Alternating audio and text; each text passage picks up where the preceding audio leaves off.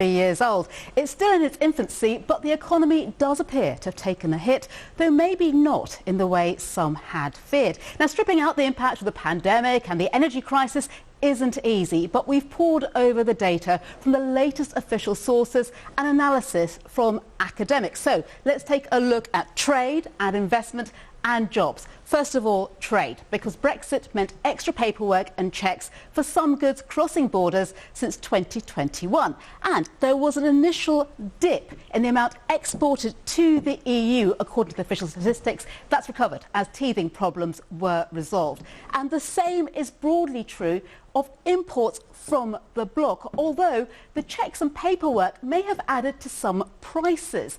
But the variety of goods has shrunk. Red tape may have overwhelmed some smaller businesses.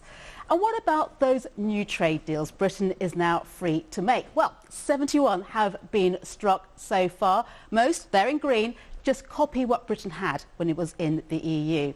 Then there's that tariff-free deal we agreed with the EU itself. We've got new trade deals, of course, with Australia, with New Zealand, but the impact is likely to be very small. Together, the government's own analysis suggests that may add just about 0.1% to the UK's income, and that'll take a decade. Some British farmers actually fear they'll lose out.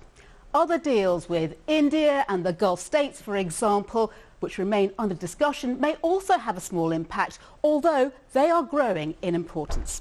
However, without deals with the biggest players, the US, which accounts for about a sixth of our trade, and China, of course, we're unlikely to see Brexit leading to a major boost to the amount we sell abroad at any time soon. Everyone has traded less during the pandemic. But other rich nations, there in greys, they saw their trade bounce back more quickly than the UK's, the red line. So, for now at least, global trade has become a smaller part of our economy. Then there's investment. This line here is where it could be if it had continued growing at the same rate as before the referendum. That's according to academics at King's College London.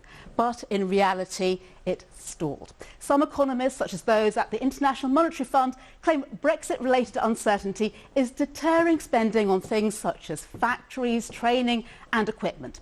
Other analysts at the Briefings for Britain think tank claim the UK has simply resumed a longer-term pattern of underinvesting. Ultimately, it all reduces our chances of being a more efficient, higher-earning country. As for jobs, the end of free movement equals 330,000 fewer workers in the UK, just 1% of the workforce. But the absence of EU workers is hitting some sectors harder. It's equal to as many as 8% of transport workers, perhaps 4% of hospitality workers and 3% of retail workers, causing some real shortages. All of this may be one reason why the UK is the only major rich economy that's smaller, poorer than before the pandemic.